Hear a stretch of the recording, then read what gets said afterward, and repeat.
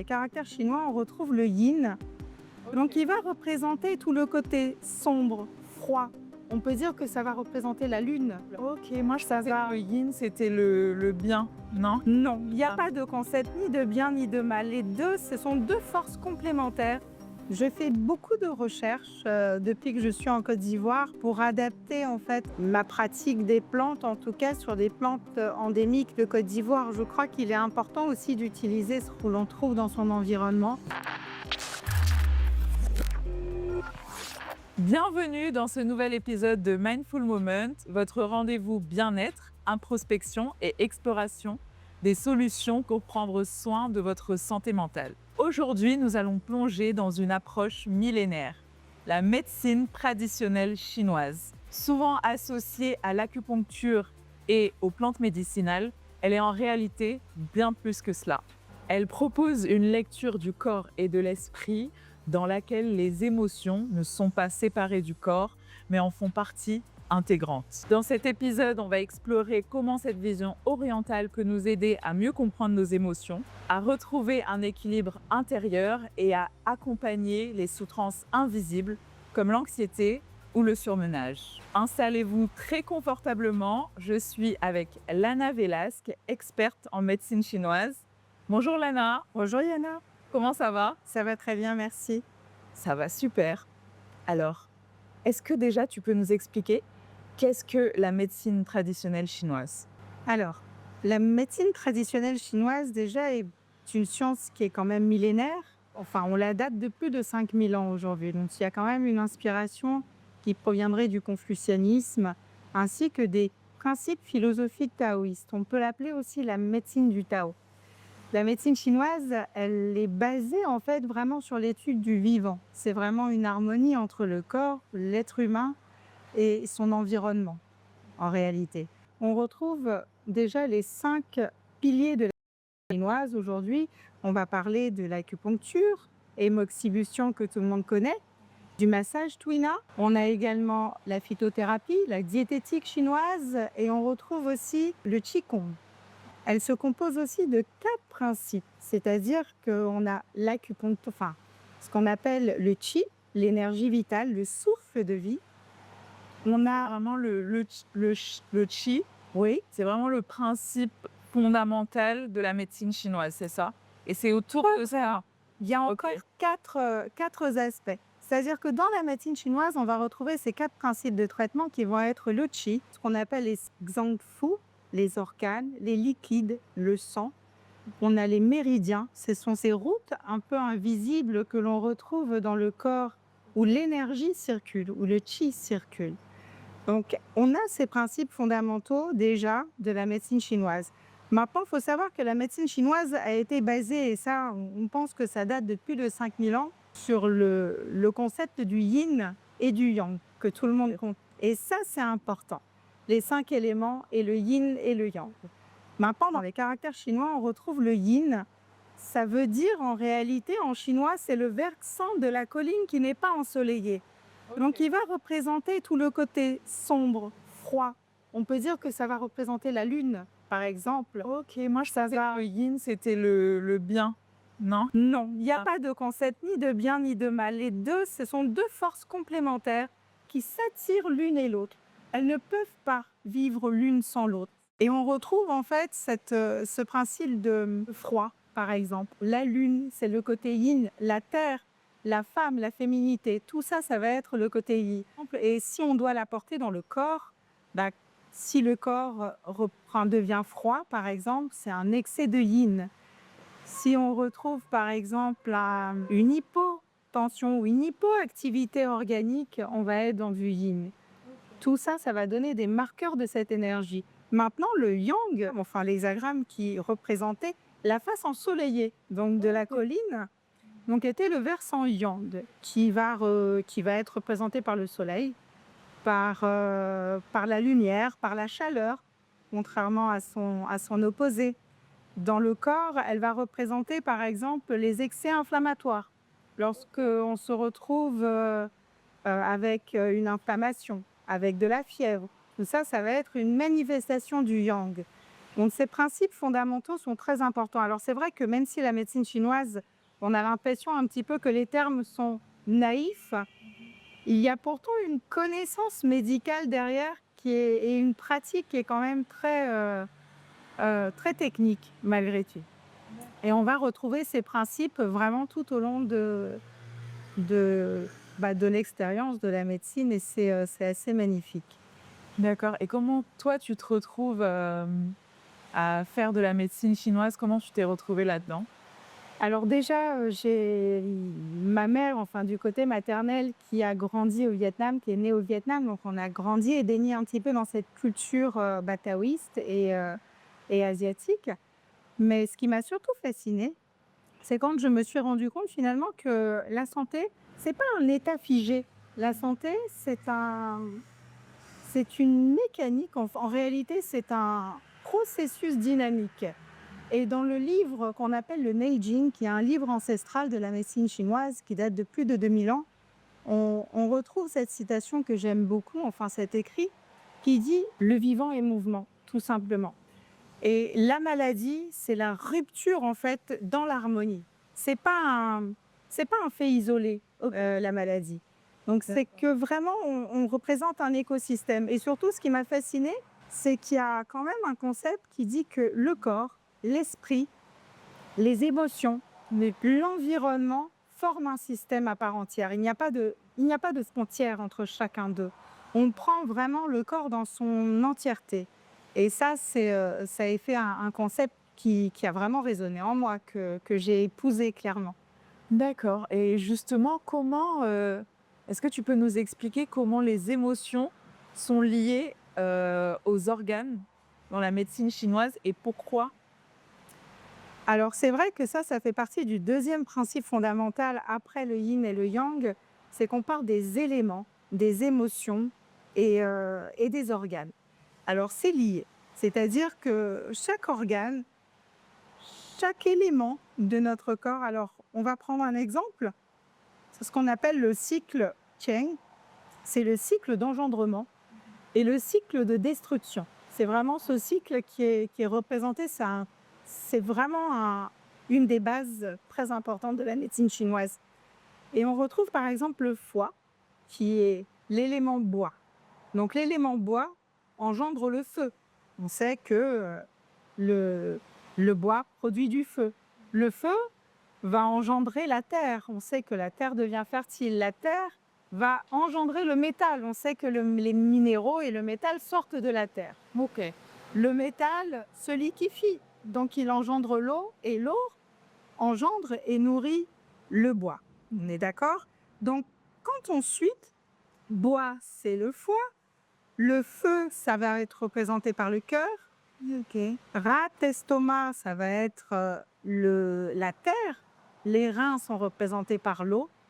Le métal, ce sera les poumons. Donc on retrouve en fait un écosystème à travers les éléments et chacun, évidemment, représente une émotion. Je vous dis ça, enfin, si je développe autant, c'est parce que quand un élément, et on va retrouver des déséquilibres, forcément, ça va jouer et déséquilibrer un autre élément.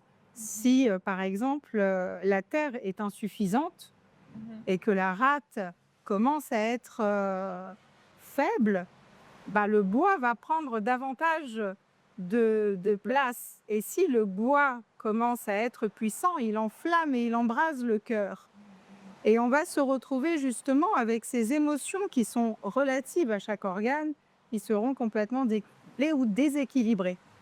Il faut savoir qu'en médecine chinoise, l'émotion, en réalité, est physiologique. Oui. On a vraiment ce sens. Tout à fait. Ouais. Vous La avez vu. santé mentale est vraiment liée à la santé Tout à physique fait. en médecine chinoise. C'est pour ça que j'insiste sur les éléments, parce que ça va être, forcément, si un organe ou un élément est déséquilibré dans le corps, ça va jouer sur l'émotionnel et vice-versa. Maintenant, le bois, alors pour répondre, le bois représente la colère, les frustrations, donc un foie aussi qui est affecté ou qui est tendu ou bloqué au niveau du système énergétique, bah, va créer de l'irritabilité chez quelqu'un, va créer des tensions. Et si le bois crée énormément de tensions, il va enflammer le cœur. Le cœur représente la joie. On dit que le cœur abrite le chêne. l'esprit. Et dans ce cas-là, on perturbe l'esprit. Et on peut aggraver, on peut se retrouver aussi avec des problèmes de sommeil et d'autres problèmes relatifs à sa santé, à son écosystème. Les reins, par exemple, ça va être lié à la peur. La rate, c'est la rumination. On rumine. D'accord. Et puis, ah oui, les poumons. Les poumons, c'est la tristesse. Donc voilà vraiment les fondements, on va dire, un petit peu de base. Donc, si je suis triste, je peux avoir un problème au poumon ou comment ça marche? C'est pour ça qu'on n'aime pas vraiment dire, c'est pas exactement Ouais. que ça fonctionne. On va dire que l'énergie, effectivement, peut être affectée. Quelqu'un qui a tendance à pleurer, ne pas savoir pourquoi, qui est effectivement dans une forme de mélancolie constante, effectivement, on va travailler sur l'énergie du poumon. Mais il va falloir comprendre la racine du problème. C'est toujours pareil. Si on se contente de rester en surface, c'est comme si on coupait les feuilles sans jamais traiter les racines. Et la médecine chinoise va vraiment s'attaquer je dirais, au système, à l'écosystème entier du porc. Donc, comprendre pourquoi le poumon est déséquilibré, ça veut dire qu'il va forcément, qu'est-ce qui nourrit le poumon, on l'a vu. Donc, qu'est-ce qui nourrit le métal, qu'est-ce qui va engendrer le métal. Ça veut dire qu'il va falloir renforcer la terre. Et qu'est-ce qui fait que le poumon peut être déséquilibré, que le métal, ça veut dire qu'il peut y avoir un excès de bois, de feu ou un blocage sur d'autres organes qui entraînent un déséquilibre énergétique. Et dans ce cas-là, on va utiliser effectivement l'acupuncture, la phytothérapie. Ça peut être en fonction, au cas par cas, on va effectivement utiliser une stratégie adaptée aux patients et à la situation. D'accord. Justement, j'aimerais bien qu'on explore toutes les pratiques de médecine traditionnelle chinoise et qu'on essaie de dire si vous avez tel problème, peut-être que telle pratique de médecine chinoise peut vous aider. Donc, j'aimerais qu'on commence avec l'acupuncture. Est-ce que tu peux nous expliquer comment ça marche et qu'est-ce que ça peut aider? Alors, l'acupuncture, elle va principalement servir à faire circuler le qi, justement. Ça va favoriser la circulation d'énergie. Avec l'acupuncture, on peut faire ce qu'on appelle, on va disperser, on va tonifier ou nourrir un organe. Donc, on va un petit peu diriger ce qi ou tout simplement enlever aussi ou disperser une chaleur, un excès de yang ou au contraire harmoniser. Donc, ça va être encore une fois au cas par cas en fonction du diagnostic qui aura été fait. Maintenant, l'acupuncture, elle va être surtout, alors, dans beaucoup de cas, par exemple, des douleurs chroniques, des personnes qui ont de l'arthrose, qui ont beaucoup d'effets secondaires ou des maladies chroniques qui nécessitent un accompagnement. Donc, ça peut réduire et accompagner sur des symptômes, et sur des maladies aussi bien lourdes que accompagner sur du stress. Ou des problèmes digestifs, c'est ce qu'on retrouve beaucoup, et permettre de rééquilibrer encore une fois ces énergies-là. Mais ça a quand même je dirais, une très vaste application. On peut intervenir aussi sur de l'insomnie, sur de l'anxiété, sur des problèmes hormonaux.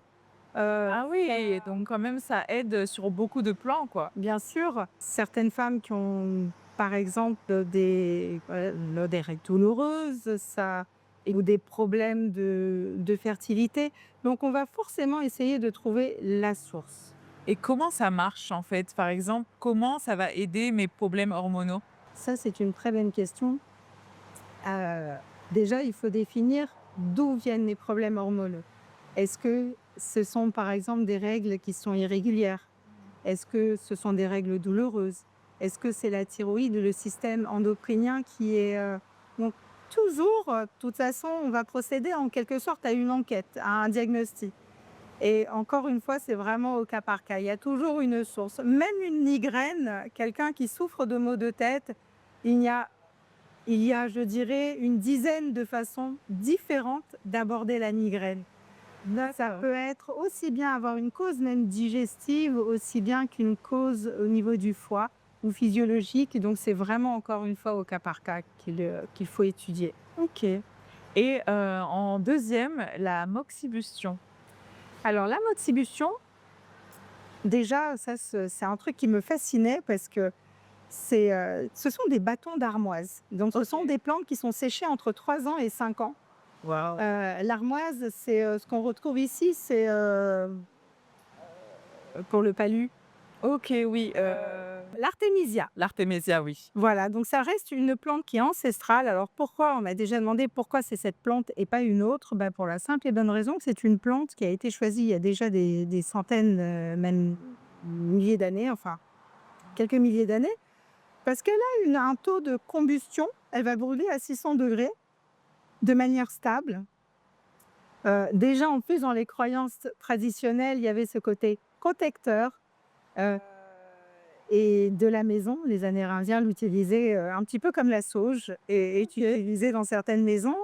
Donc, et le Feuillage un peu. un peu. Donc, elle avait déjà cette, je dirais, cette particularité un peu mystique.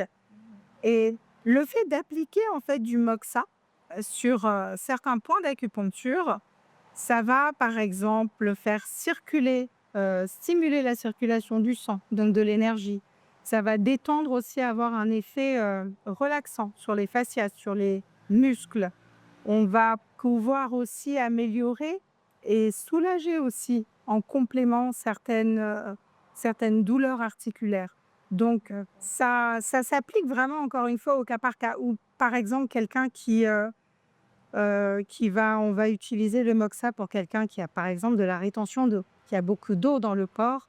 Donc on va faire circuler et sur certains points d'acupuncture, entraîner un petit peu l'assèchement de ce trop plein d'eau. Ou stimuler, on peut nourrir aussi les reins avec le moxa en réchauffant certains points d'acupuncture. Mais par contre, par exemple, le moxa ne s'applique jamais sur quelqu'un qui est en inflammation, par exemple. Ah bah oui, parce que ça De la chaleur, exactement. Donc quelqu'un qui va générer du froid ou avec un excès de yin, on va pratiquer le moxa ou sur des articulations, mais quelqu'un qui arrive avec de la fièvre, par exemple, on évite. OK. Donc à quel moment on va utiliser les, plantes médicinales chinoises et est-ce que du coup la moxa, ça rentre en fait dans les plantes? Alors non, le moxa, c'est vraiment un bâton Oui. que l'on brûle. Hein. On OK, va d'accord. appliquer de manière... Oui, c'est pas une plante. Oui, on ne l'utilise pas comme tel. Maintenant, la phytothérapie, encore une fois, c'est un ensemble. Donc, faut voir. J'avoue qu'aujourd'hui, je prescris des plantes avec modération parce qu'on se retrouve aussi avec beaucoup de personnes qui sont ou sous traitement ou qui ont beaucoup de médicaments. Ça, c'est oui. Ou qui prennent déjà des compléments alimentaires. J'ai tendance à toujours un petit peu étudier le terrain, mais essayer de conseiller aussi des plantes locales parce que je n'ai pas à ma disposition toute la pharmacopée chinoise. Donc, j'ai certains sites pour des maux et des pathologies particulières où je vais vraiment conseiller des compositions qui sont déjà faites en médecine chinoise pour traiter certains patients. Sinon, je fais beaucoup de recherches depuis que je suis en Côte d'Ivoire pour adapter en fait ma pratique des plantes, en tout cas sur des plantes endémiques de Côte d'Ivoire. Je crois qu'il est important aussi d'utiliser ce que l'on trouve dans son environnement. Et puis la Côte d'Ivoire est pleine de riches plantes exemple d'ailleurs, une plante qui revient très souvent que j'aime conseiller parce qu'elle permet de détoxifier le foie de façon très douce, c'est le quinqueliba, Edren. Donc dans certains cas, c'est souvent des plantes comme ça qu'on va introduire en tisane, en phytothérapie ou du moringa par exemple, de la spiruline quand il faut nourrir le sang. Bon, on se retrouve toujours de toute façon en médecine chinoise où on doit clarifier la chaleur. Donc ça peut être ou diminuer par exemple l'humidité. Revoir aussi avec la diététique, ça c'est important, mais c'est un petit peu un combo. Je fais ma petite sauce, je La dirais, diététique, entre la Chine et la Côte d'Ivoire. ouais, on mélange un peu avec ce qu'on a, hein, de C'est toute ça. façon. Et alors j'ai beaucoup entendu parler du Qigong, Qigong. et voilà, Qigong, oui. Qigong, pardon, et le Tai Chi. Qu'est-ce que c'est? Déjà, c'est vrai que ce sont deux arts qui sont très intéressantes pour tout ce qui est flexibilité, respiration. Sauf que le tai chi est dérivé et descend des arts martiaux, alors que le qigong est quand même beaucoup plus axé sur la médecine. Le qigong, c'est apprendre à mobiliser et diriger le qi dans le corps. Donc ce sont vraiment des techniques On va parler par exemple du Qigong du rein, du Qigong du poumon. Ce sont vraiment des techniques qui vont favoriser la circulation énergétique dans certains organes et tonifier en fonction de ce qu'on fait. Maintenant, c'est vrai que c'est pas une pratique que les personnes, les gens sont pas très familiers à ce genre de pratique. On a plus tendance à connaître le tai chi plutôt que le qigong. Mais déjà, pratiquer au moins, je dirais, des exercices de mobilité, de flexibilité avec des respirations en toute conscience, des fois, c'est le minimum. On n'a pas toujours, c'est pas toujours facile, on va dire, Ouais, de pratiquer. oui, on est Mais prise tout par ce temps, par l'urgence aujourd'hui de la vie. Et c'est vrai que lorsqu'on dit à quelqu'un, ce serait bien de pratiquer 3 fois par jour, au moins 7-10 minutes d'exercice de respiration pour calmer le chun, pour activer le système parasympathique, ah, c'est pas évident. On a cette facilité à toujours vouloir prendre des pilules, la recette magique. ouais, mais parfois justement pour la santé mentale, c'est pas très bon. Non. Contre l'anxiété ou la dépression, est-ce que, vous conseillerez justement ces formes de méditation? Ah oui, bien sûr. L'anxiété, de toute façon, aujourd'hui, même en Occident, ils ont fait quand même beaucoup d'études là-dessus. On sait aujourd'hui que, par exemple, que l'exercice de cohérence cardiaque euh, va diminuer ce stress. Et en médecine chinoise, c'est important parce que si on diminue et on canalise ce stress, bah forcément, on va baisser ce qu'on appelle l'activité, l'agitation mentale. Et on va réguler un petit peu cet excès, on va dire, de ce qu'on appelle et réguler ses émotions. Il y a une expression qu'on aime beaucoup chez les taoïstes, c'est celui qui contrôle son souffle contrôle ses émotions. Mais en réalité, on doit apprendre à respirer. C'est pas si évident. On se rend compte qu'on a tous, on respire, oui, mais on ne respire finalement à 30% de ses capacités et pas en pleine conscience. Ok, donc le Qigong, ça apprend à s'ancrer, ça apprend à respirer, à faire circuler son énergie, à mobiliser en fait le Qi et c'est très intéressant. Après, je vous invite même à regarder des vidéos sur YouTube, il y en a plein avec des exercices comme les 8 pièces de brocart que j'aime beaucoup, qui peuvent ressembler un petit peu à du tai chi comme ça, mais qui sont très efficaces pour différents organes. C'est déjà pas mal. D'accord. Et justement au niveau de la diététique, est-ce que, il y a vraiment une diététique qui est conseillée et si oui, laquelle? Ça aussi, on est dans une phase un petit peu de mode où chacun y va de son régime et de ce que le voisin lui a dit que pour lui ça avait marché. Encore une fois, en MTC, dans la médecine taoïste, on considère que vous et moi, on peut avoir l'air pareil, mais on va avoir une constitution complètement différente. Et quelque chose, une alimentation qui peut marcher pour quelqu'un, ne marchera pas pour l'autre. Peut-être que pour quelqu'un, va manger par exemple des crudités, beaucoup de crudités est bon. Pour une autre, ça va fatiguer en réalité ses organes et ça va générer plus d'humidité. Donc il faudra limiter. Donc en réalité, encore, il faudrait pouvoir faire je dirais, une étude personnelle.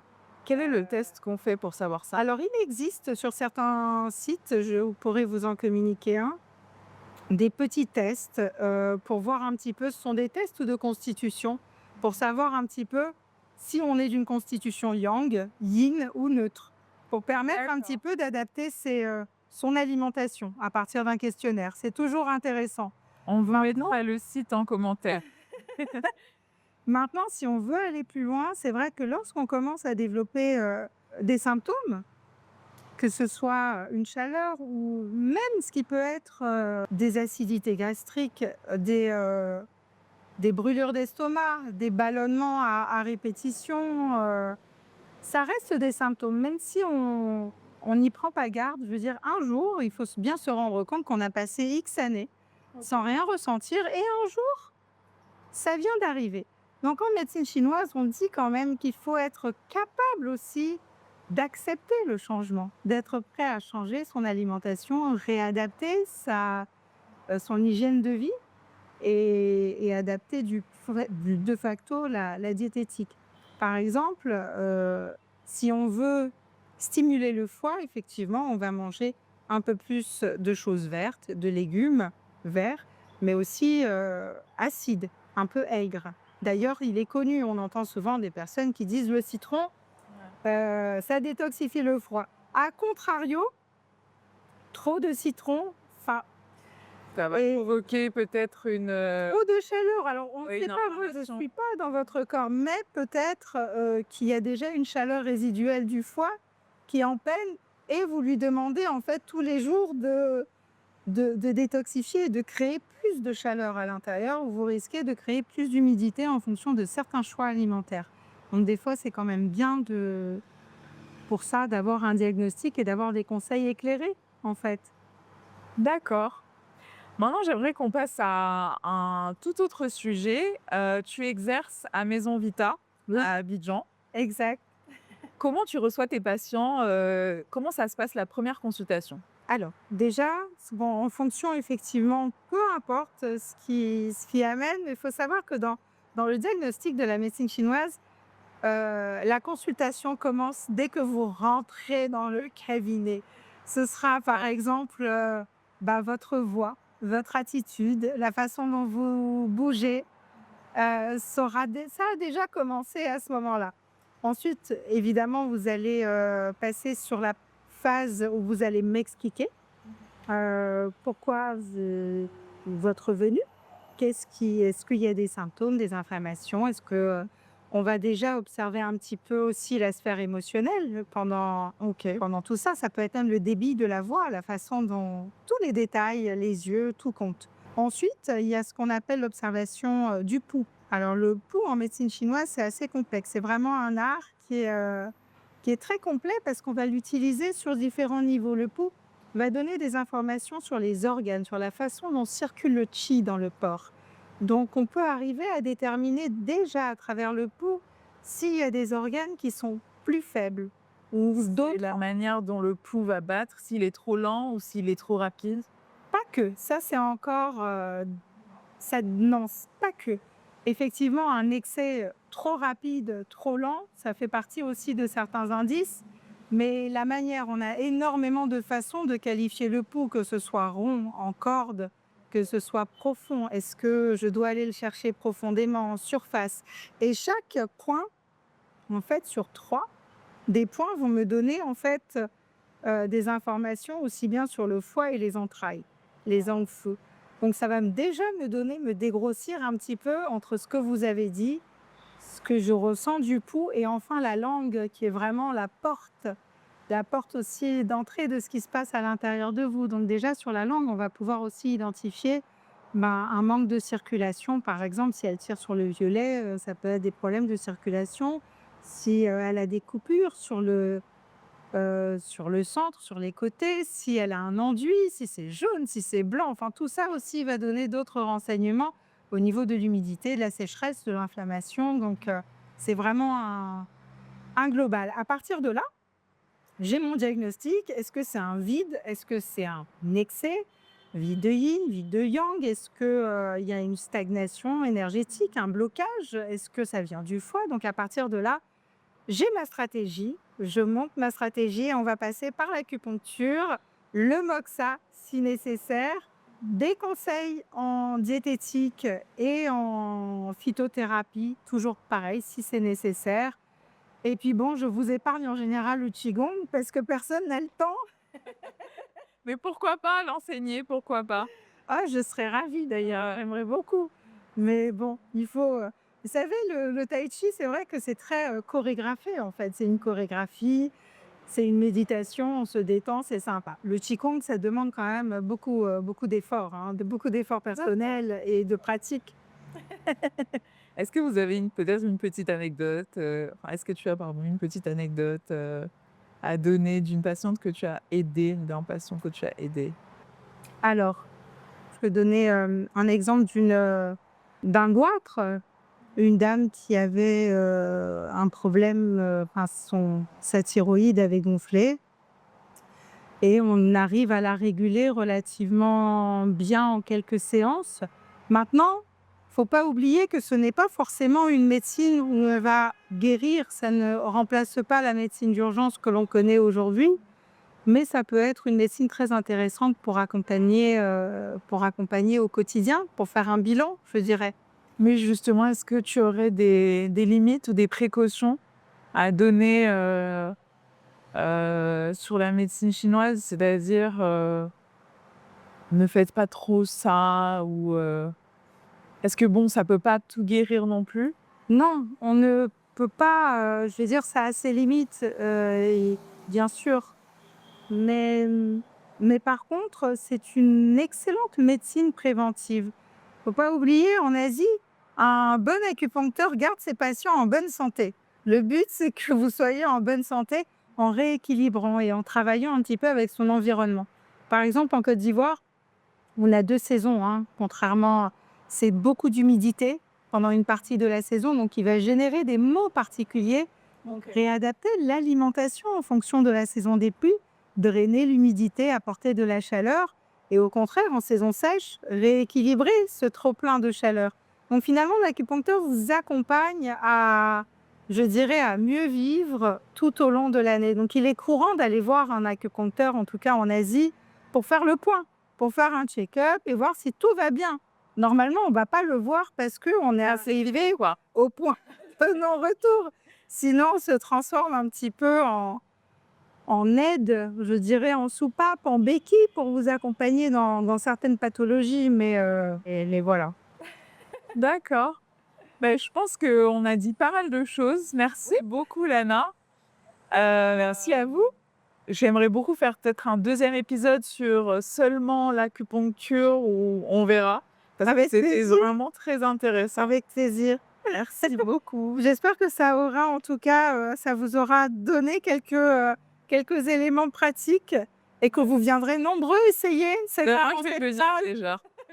Moi, je vais venir, c'est sûr. Merci. Merci. Au revoir. On peut dire en conclusion que la médecine traditionnelle chinoise aide à ralentir, à se reconnecter à son corps et à ses ressentis. Merci beaucoup de nous avoir suivis pour cet épisode. N'oubliez pas de liker, de commenter, de partager si vous avez aimé. Merci. Au revoir.